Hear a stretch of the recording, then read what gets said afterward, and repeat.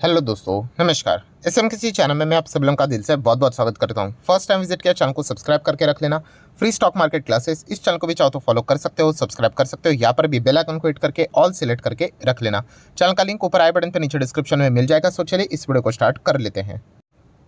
सो ठीक है दोस्तों, अभी हम लोग आ चुके हैं बिल्कुल हमारे नॉर्मल स्क्रीन के ऊपर। एंड दोस्तों यहाँ पे आप सभी लोगों को पता ही है कि भारत सरकार अलग अलग यहाँ पे कानून लाते रहते हैं, अलग अलग चीज़ों को इंट्रोड्यूस यहाँ पे करते रहते हैं। एंड इस चीज़ का जो प्रभाव रहता है वो बिजनेसेस के ऊपर डेफिनेटली होता ही होता है। कभी पॉजिटिव भी होता है तो कभी नेगेटिव भी होता है। तो इस वीडियो की अगर मैं बात करूँ दोस्तों, तो भारत सरकार ने बीच में कुछ नए नए पॉलिसियाँ इंट्रोड्यूस की गई थी। एंड उस चीज़ के चलते कुछ पर्टिकुलर सेक्टर है दोस्तों जिनके ऊपर हम लोग को लॉन्ग टर्म में एक ज़बरदस्त पॉजिटिव इम्पैक्ट देखने को यहाँ पे मिल सकता है। एंड इसी से रिलेटेड एक दमदार कमेंट्री हम लोग को सरकार के ओर से ही आते हुए देखने को मिल रही है। सो वो कौन सा सेक्टर है जिसको आप चाहो तो स्टडी कर सकते हो, एंड उनमें से कौन से ऐसे शेयर्स है जिनको आप चाहो तो स्टडी कर सकते हो, वो भी मैं आपके सामने यहाँ पे रखना चाहूँगा। सेक्टर देखा गया तो कोई नया सेक्टर नहीं है, पुराना सेक्टर है। बट यस, जैसे कि हम लोगों ने डिफेंस में देखा था कि सरकार की रणनीति बदल गई, डिफेंस सेक्टर में एक ज़बरदस्त तेज़ी देखने को मिली। देन सोलार पावर की बात करें, रिन्यूएबल सेक्टर की भी बात करें, वैसे ही था कि पहले भी था वो सेक्टर, बट सरकार की रणनीति बदल गई, पीएलआई स्कीम्स आ गए, तो इस चीज़ के चलते उन सेक्टर में भी जान देखने को मिली। तो वैसा ही कुछ अभी हम लोग को इस सेक्टर में भी देखने को यहाँ पे मिलने वाला है। तो कौन से सेक्टर की हम लोग बात करें दोस्तों, तो हम लोग बात कर रहे हैं लॉजिस्टिक सेक्टर के बारे में। यस दोस्तों, लॉजिस्टिक सेक्टर की अगर हम लोग बात करें तो आज ही के दिन, वेडनेसडे के दिन, जो यूनियन मिनिस्टर है नितिन गडकरी जी, तो उन्होंने कुछ पॉइंट्स यहाँ पे मेंशन करके बताया है। जैसे कि अगर हम लोग बात करें तो गवर्नमेंट फिलहाल किस चीज़ के ऊपर काम कर रही है कि जो ओवरऑल हमारा जो लॉजिस्टिक का कॉस्ट है वो जीडीपी के ऊपर जो लगता है ना, समवेयर अराउंड 14 to 16% लगता है। ठीक है, बट इनका टारगेट है आने वाले upcoming for the next 3 years इस कॉस्ट को रिड्यूस करके सिंगल डिजिट में लाना, मतलब एटलीस्ट 9% तक लेके आना। सो डेफिनेटली दोस्तों, कॉस्ट की बात हो रही, खर्चे की बात हो रही है, तो ऑब्वियसली इस जितना कम होगा उतना अच्छा है करके। एंड सरकार का फिलहाल का जो फोकस है वो इसी चीज़ के ऊपर है कि कैसे इसको कम करके सिंगल डिजिट तक यहाँ पे लाया जा सके।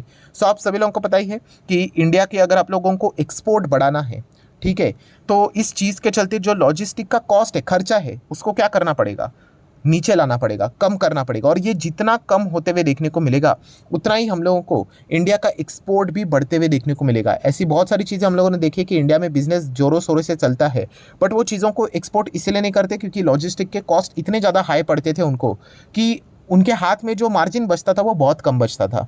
सो डेफिनेटली ये जो नेशनल लॉजिस्टिक पॉलिसी हम लोग को लॉन्च होती हुई देखने को मिली थी, उसी के साथ साथ पीएम गति शक्ति से जो हम लोग को शुरुआत होती हुई देखने को मिली थी। ठीक है, तो इन दोनों चीज़ों के चलते दोस्तों यहाँ पे आने वाले समय में लॉजिस्टिक का जो कॉस्ट है वो ज़बरदस्त ड्रेस्टिकली रिड्यूस होगा। एंड लॉजिस्टिक सेक्टर में हम लोग को एक अच्छी खासी तेज़ी देखने को मिल सकती है। मतलब क्या, बिजनेस बहुत अच्छी तरीके से होगा।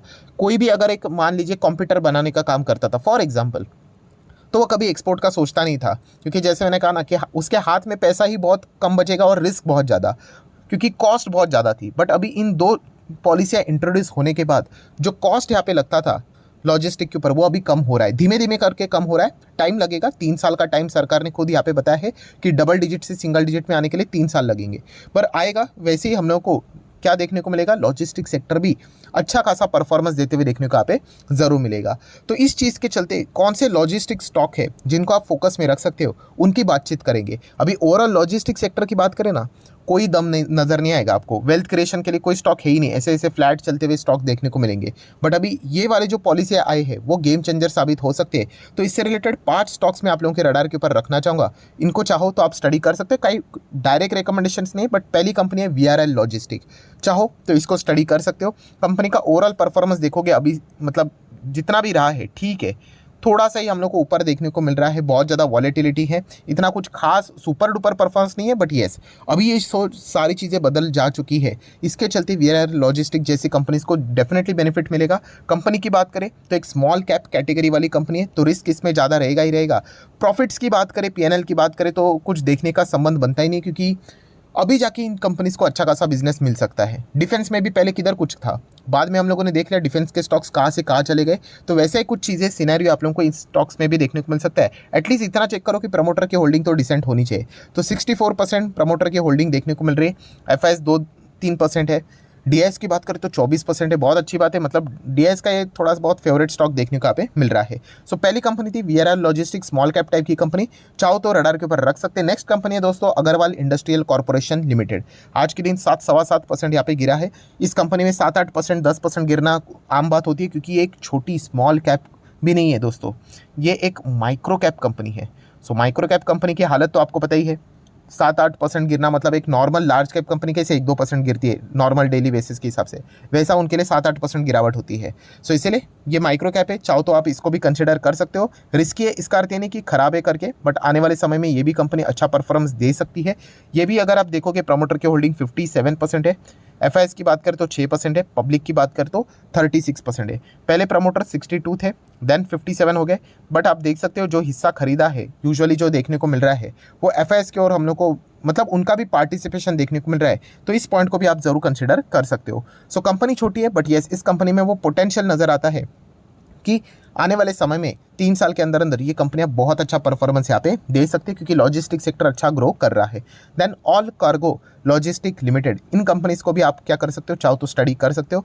अच्छी कंपनी है। अभी तक अगर देखा गया तो कंपनी का जो ओवरऑल परफॉर्मेंस है, जैसे मैंने आपको शुरुआत से ही बताया, इतना कुछ खास नहीं रहा है, ओके ओके रहा है। बट अभी जाके इनमें हम लोग को एक बूस्ट देखने को मिल सकता है, एनएलपी के चलते, मतलब नेशनल लॉजिस्टिक पॉलिसी के चलते, एंड पीएम गति शक्ति के चलते। तो इसीलिए इस कंपनी को भी चाहो तो स्टडी कर सकते हो। सारे छोटे कंपनीज है, स्मॉल मिड साइज के कंपनीज देखने को यहाँ पे मिल रहे हैं।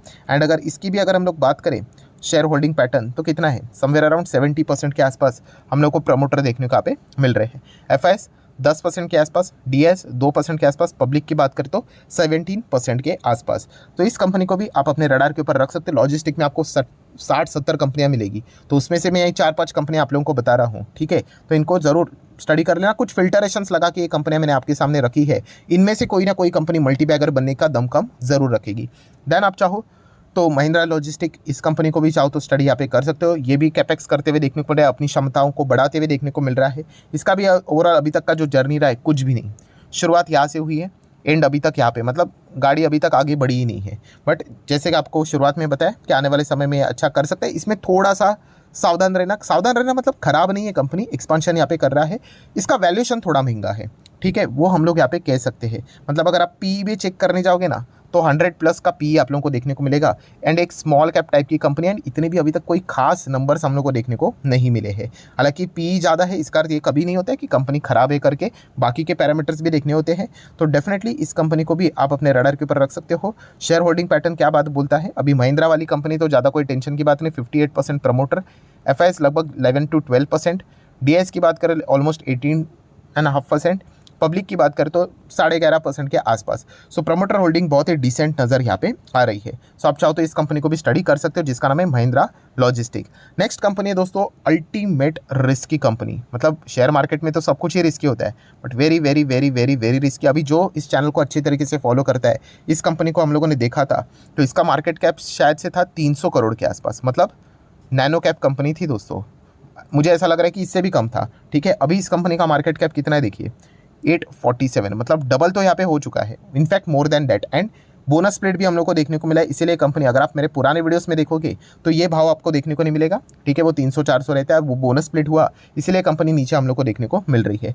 चार्ट पैटर्न में अगर आप देखोगे 5 साल का डेटा कितना नजर आ रहा है, 860% की रिटर्न्स। बट सिर्फ रिटर्न्स देखकर मत जाना, आप देख सकते हैं इसमें जो गिरावट रहती है वो भूकंप की तरह गिरावट होती है। मतलब जब स्टॉक गिरता है टॉप लेवल से, कितना गिर गया, बहुत ही शॉर्ट पीरियड में 50% तो ऐसे ही गिर गया, बस ऐसे ही।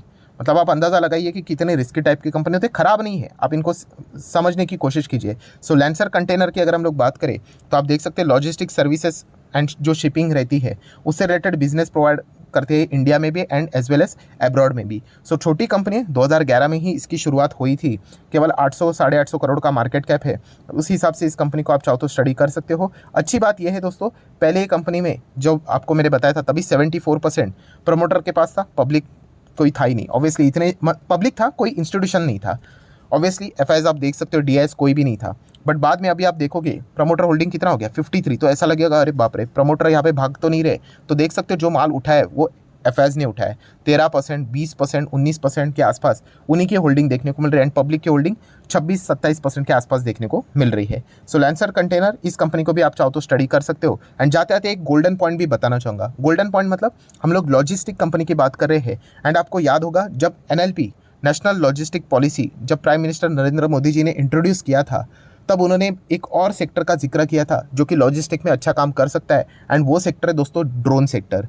क्योंकि ड्रोन से भी अगर देखा गया तो सामान इधर से उधर आप यहाँ पे शिफ्ट कर सकते हो। ये भी पॉइंट उन्होंने अपने स्पीच में यहाँ पे सामने रखा हुआ था। तो डेफिनेटली ड्रोन वाली कंपनी आप अपने रडार के ऊपर रख सकते हो। बट फिलहाल जो ड्रोन वाली कंपनियां हैं उनका जो मकसद है वो लॉजिस्टिक्स से रिलेटेड अभी तक तो इतना एग्रेसिवली देखने को नहीं मिल रहा है। जैसे कि हमारे पास जो जेनटेक है, सो जेनटेक ने अच्छे रिटर्न्स दिए, बट ये फिलहाल डिफेंस में ही हम लोग को काम करते हुए देखने को मिल रहा है। अभी तक लॉजिस्टिक में इनका कोई बड़ा योगदान देखने को नहीं मिल रहा है। But no doubt long term की अगर हम लोग बात करें तो लॉजिस्टिक भी एक बहुत ही अच्छा खासा उभरता हुआ सेक्टर हम लोग को देखने को जरूर मिलेगा। तो उसमें इन कंपनीज का बहुत ही अच्छा खासा योगदान हो सकता है। सो आप चाहो तो इन स्टॉक्स को स्टडी कर सकते हो। तो आशा करता हूँ वीडियो हेल्पफुल लगा होगा, तो जरूर लाइक एंड शेयर कर देना। एंड डीमैट अकाउंट अगर आपने अभी तक ओपन नहीं किया तो लिंक नीचे डिस्क्रिप्शन में 25 वीडियो की लिस्ट आपको बिल्कुल फ्री ऑफ कॉस्ट मिल जाएगी। आपका नाम, कौन सा अकाउंट आपने लिंक के थ्रू ओपन किया है, प्रॉपर्ली कमेंट्स में मेंशन कर देना। तो हफ्ते भर के अंदर अंदर सारे लेक्चर्स मेरे साइड से फ्री ऑफ कॉस्ट प्रोवाइड कर दिए जाएंगे ताकि आप शेयर बाजार को आसान भाषा से सीख सको। So that's it, thank you very much दोस्तों। We will be meeting our next video, तब तक के लिए बाय बाय।